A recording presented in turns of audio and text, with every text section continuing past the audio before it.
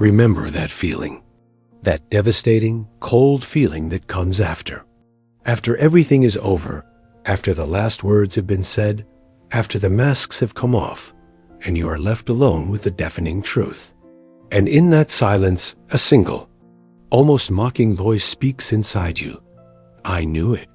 I knew it from the very beginning. This isn't just a thought. It's the echo of a scream you forced into silence for so long. Your intuition was screaming. It whispered to you in moments of awkward silence. It made your stomach clench when you heard words that were too smooth. It sent a chill down your spine from a single glance. It gave you hundreds of signals, hundreds of little, almost invisible, red flags, but you didn't listen. You made excuses. You convinced yourself it was just fatigue, a bad day, your own fears, or past negative experiences. Your rational mind, raised in a world that values only facts and proof, won out time and time again. It demanded evidence, it demanded logic, it demanded solid reasons, and intuition, ... It had nothing but a quiet, unshakable knowing. This is a tragedy familiar to almost every woman. A tragedy of an internal split, where the wisest, most ancient part of you is exiled, labeled as paranoid, dramatic, or hysterical. You trusted his words more than your own feelings. You believed in the image he created more than the truth your soul felt. And the price of this self-betrayal is not just a broken heart. It is the loss of faith in your own internal compass. What if I told you that your intuition is not some mystical quirk, not a coincidence, and not a figment of your imagination? What if it is the most accurate, most perfect navigational tool embedded in your psyche by nature itself? Carl Gustav Jung, the great explorer of the depths of the human soul, dedicated decades of his life to studying this phenomenon. And he came to a conclusion that modern psychology is only now beginning to timidly acknowledge. Intuition is one of the 4 fundamental psychic functions, just as real and important as thinking, feeling, and sensation. Jung understood that intuition is not just a sixth sense. It is the direct perception of information from the depths of the unconscious. It is the ability to know without knowing how you know. It is your direct line of communication with what Jung called the self, with your true whole I, which sees the entire picture, while your ego, your conscious I, can only see a tiny piece of the puzzle dot. To ignore intuition in relationships is like setting sail on a stormy ocean after deliberately smashing your only compass. You will drift at the mercy of others' currents, get caught in the storms of others' manipulations, and ultimately risk crashing against the rocks of a bitter reality that your soul saw from the very beginning. Today, we will embark on a journey to the source of your inner wisdom. We won't just talk about intuition. We will decipher its language, understand why you stopped hearing it, and most importantly, learn to trust it again. This journey will require you to have the courage to look into the most hidden corners of your soul. But the reward will be something priceless, the ability to unerringly distinguish truth from lies, love from illusion, your path from someone else's. Are you ready to take back your compass? Then let's begin. Truth number 1. Intuition is not an emotion. It is silence. The first and most crucial mistake we make is confusing intuition with strong emotions. Anxiety, fear, jealousy, desperate hope, these are all very loud, turbulent states. They scream, demand attention, and cloud our judgment. Intuition, however, almost always speaks in a whisper. Jung taught that the psyche strives for balance. Emotions, especially negative ones, are often our ego's reaction to a threat, real or imagined. Fear is the echo of past traumas. Anxiety is the projection of these traumas onto the future. They are based on past experience and logical or illogical constructs. They are noisy. Intuition comes from a different place. It is born in silence, at that point of inner peace where the ego falls silent. Imagine a situation. You meet a man. He is charming, successful, and says all the right things. Your mind rejoices. Here he is, the perfect one. Your heart, spurred on by the emotion of hope, flutters. But somewhere deep down, beneath all that noise, there is a strange, barely perceptible feeling of emptiness, a chill. Something is off. It's not fear. It's not anxiety. It's just a quiet calm, but insistentness, isn't it? That is the voice of intuition. Now for another situation. You meet someone who may not fit your ideal criteria.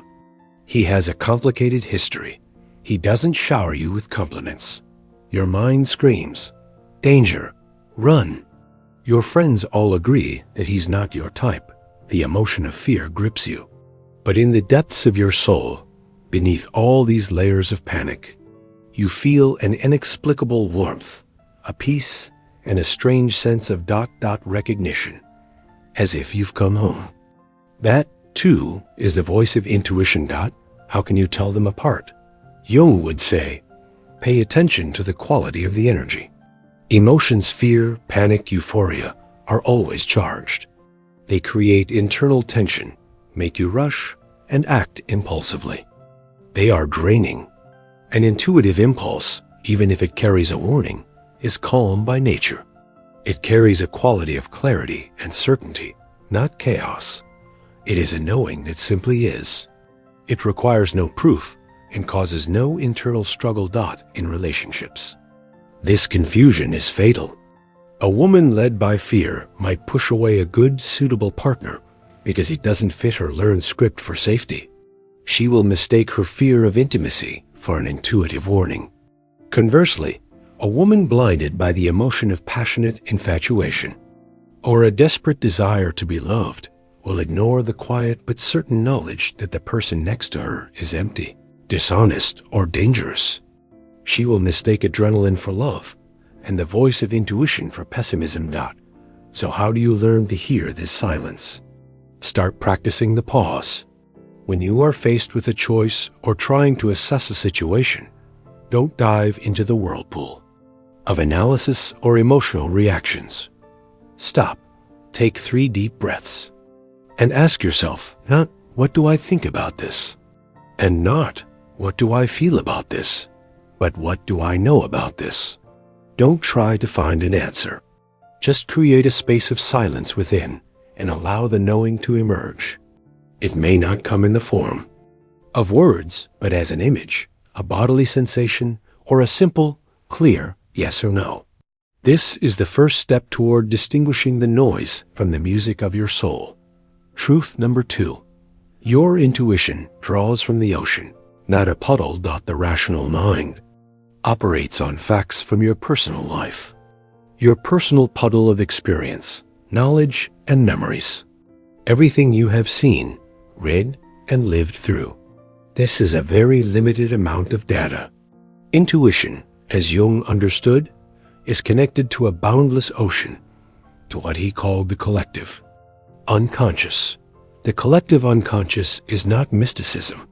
It is the repository of all human experience, common to all of us, passed down from generation to generation. It contains archetypes, universal images, and patterns of behavior. The hero, the sage, the trickster, the great mother. It is an ancient library of human destinies. Your intuition has access to this library. This is why you can read a person within the first few minutes of meeting them. You don't know their biography, but your intuition, connected to the collective unconscious, instantly recognizes the archetype they embody. You look at a man and feel predator. Your mind objects, but why? He's so nice. He brought flowers. But your ancient intuitive part has already seen the 1,000-year-old mask of a predator who pretends to be a victim or a savior to lull you into a false sense of security. Or you meet someone and feel a deep, inexplicable trust. The mind is once again baffled. We've only known each other for 5 minutes. Where is this feeling coming from? But your intuition has simply recognized the archetype of the faithful companion or the protector. And this knowing requires no logical confirmation. This is why a woman's intuition in relationships so often turns out to be right. A man can play a role perfectly, say all the right lines, and demonstrate socially approved behavior. His persona, his social mask, according to Jung, may be flawless, but intuition sees through the mask. It sees not the role, but the essence. Not what the person says, but what he is on a deep, archetypal level. When you ignore this inner voice, you are essentially saying, my small, personal puddle of experience is more important than the wisdom of the universal ocean. You are trying to judge an iceberg by seeing only its tiny tip, while your intuition sees its entire submerged, hidden part. Think about those moments when you've said, there was just something about him. I can't explain what. This inability to explain is a sure sign that the information came not from your personal experience, but from the collective unconscious. The mind can't find a file for it in its records, and so it declares it invalid. To strengthen this connection, start paying attention to symbols and dreams. Jung considered them the direct language of the unconscious. If, after meeting someone, you dream of a snake, a spider, or murky water, don't dismiss it as nonsense. Your unconscious is sending you an archetypal alarm signal. If you dream of the sun, a clear lake, or a strong tree, it is a sign of harmony and reliability. Start keeping a dream and association journal. Don't try to interpret them literally. Just observe what images and symbols your subconscious connects with a particular person. You will be surprised at how accurate this symbolic map turns out to be. You will begin to understand that your compass works with data immeasurably deeper than any profile on a dating app. Truth number 3. Logic is the most skillful saboteur of your intuition. Not your mind, your ego is a brilliant lawyer.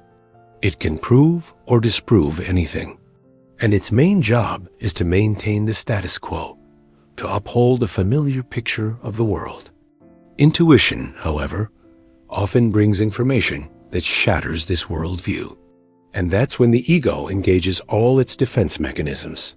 Imagine, your intuition tells you this person is cheating on you. This knowledge destabilizes your entire life.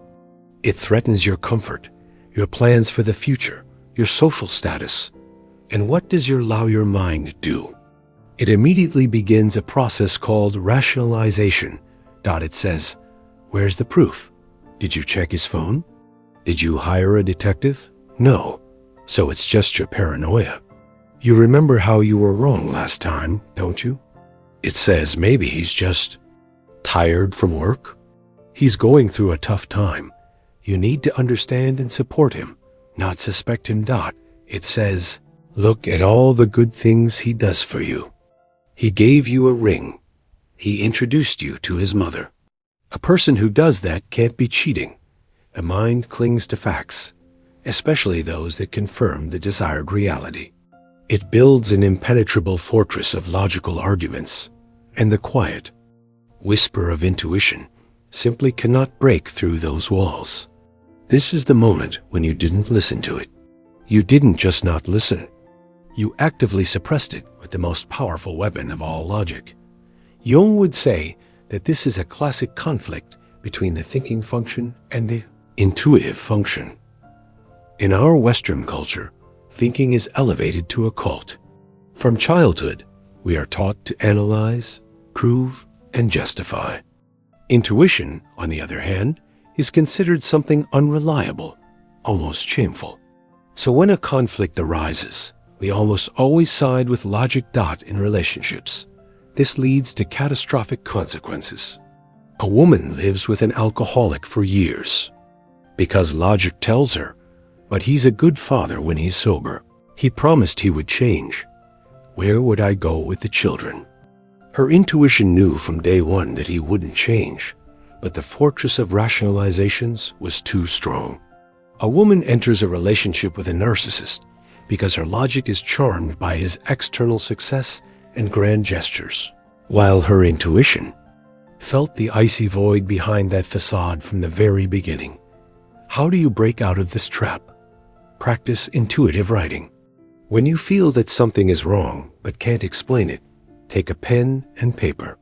At the top, write, "My intuition knows," and then write everything that comes to mind without editing, analyzing, or judging. Even if it seems like nonsense. My intuition knows that his smile is fake. It knows that when he talks about love, he's really talking about control. It knows that the silence with him is heavy, not peaceful. This simple act of putting intuitive knowledge on paper legitimizes it. You give it the right to exist, freeing it from the tyranny of the logical mind. You don't need to show it to anyone. This is your secret dialogue with your compass. And when you reread these entries later, you will be struck by their accuracy. You will realize that your inner voice was never wrong. It was only the overzealous lawyer in your head that was mistaken. Truth number 4. Your shadow creates static on the line dot in Jungian psychology. The shadow is not something evil. It is all the parts of our personality that we do not accept in ourselves and push down into the unconscious. Our fears, our repressed desires, our traumas, our anger, our envy. The shadow is everything we consider bad about ourselves. And this shadow, as Jung would say, creates powerful radio static that drowns out the clear signal of intuition. How does this work in relationships? Let's say that deep in your shadow lives a huge unacknowledged fear of being alone. This trauma makes you cling to any relationship just to avoid being by yourself. And so, any little thing, a man not replying to a text right away, looking at another woman, will trigger a panic attack in you. And your mind will mistakenly label this panic as intuition. You'll say, "I have a feeling he's going to leave me."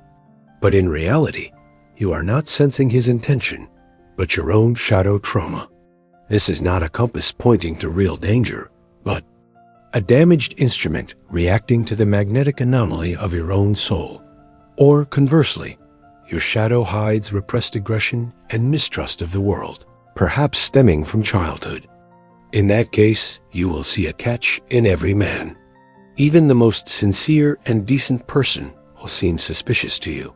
Your intuition will be silent, but your shadow will scream, "All men are liars. Don't trust him." And again, you will mistake. The projection of your shadow for the voice of intuition. Jung was convinced that until we integrate our shadow, we cannot see ourselves or others clearly. Integration does not mean indulging your fears or anger. It means acknowledging their existence. It means saying to yourself, "Yes, I have a fear of being alone. Yes, I have a mistrust of men. This is part of me, a result of my history." When you bring the shadow into the light of consciousness, it stops controlling you from behind the scenes. You begin to distinguish, this is my fear talking, and this is calm knowing. This is a reaction from my old wound, and this is a clear signal from my intuition. How do you do this practically? Ask yourself, where in me is this feeling coming from? Imagine you have several characters inside you. A small, scared girl, a cynical and wounded woman, a wise and calm adult. Who is speaking right now? If you feel panic and the urge to do something, immediately it is likely the voice of a traumatized part. If you feel a calm certainty, even if it brings an unpleasant truth, it is the voice of your wise, intuitive essence. Working with the shadow is a lifelong journey. But even simply acknowledging its existence clears the channel of communication. You stop being a slave to your unconscious fears and start a dialogue with your whole personality.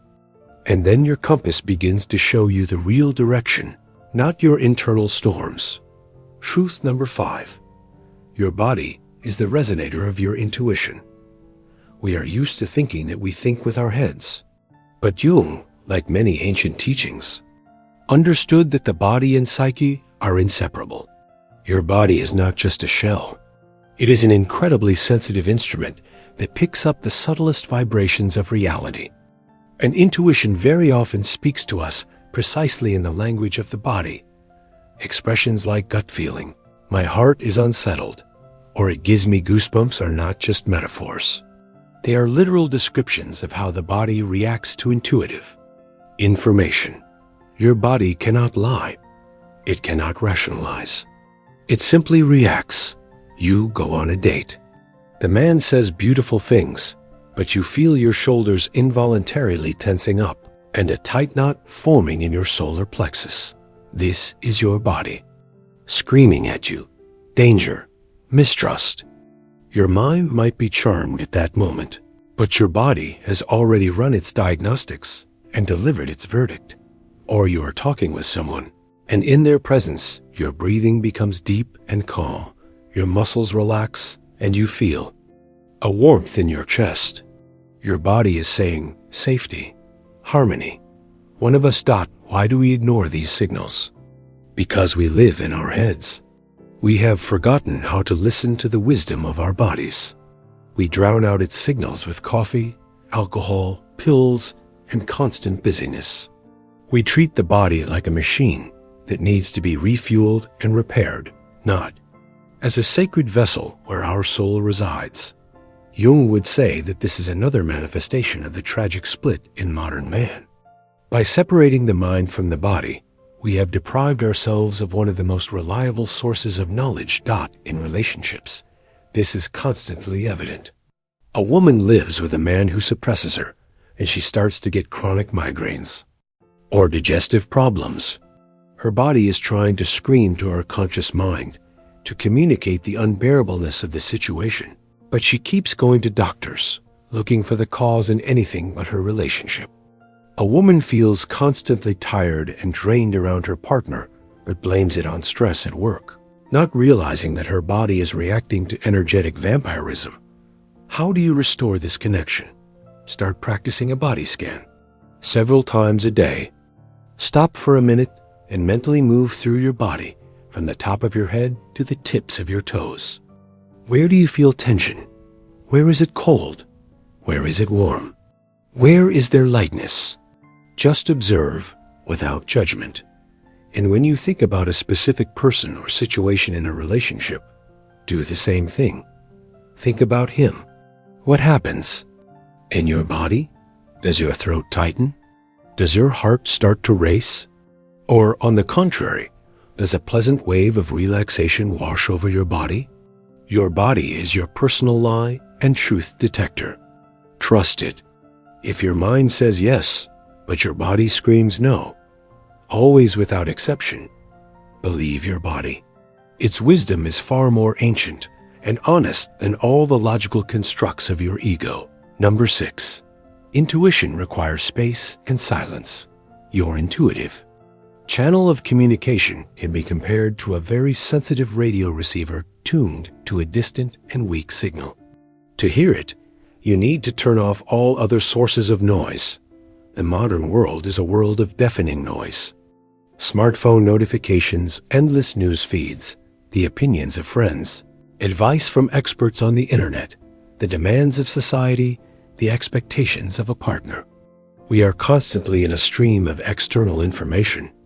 In such a cacophony, it is almost impossible to hear the quiet whisper of intuition. Jung was a great advocate for introversion, not as a personality type, but as a necessary practice of turning one's gaze inward.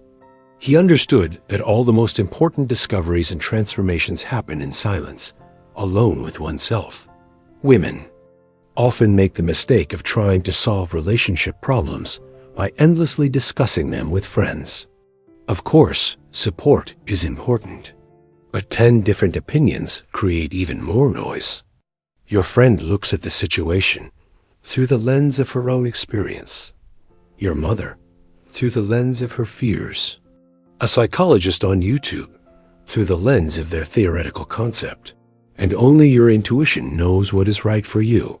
Have you noticed that the clearest insights about relationships come when you are alone?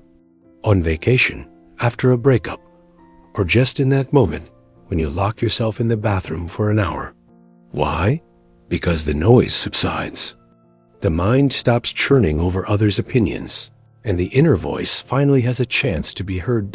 In relationships, this is especially important. When you are in constant fusion with a partner, your energy fields mix. You start to feel his emotions as your own, to take his thoughts for your own. It is very difficult in such a state to understand where he ends and you begin. Therefore, for your compass to work properly, it needs regular calibration. And calibration happens in solitude. This is not selfishness. It is vital psychological hygiene. What to do? Schedule dates with yourself. At least 1 hour a week that you spend in complete silence and solitude. No phone, no books, no music. Just a walk in the park, sitting by the window with a cup of tea. The goal of this time is not to think, but to listen. To let your thoughts settle like silt in a glass of water.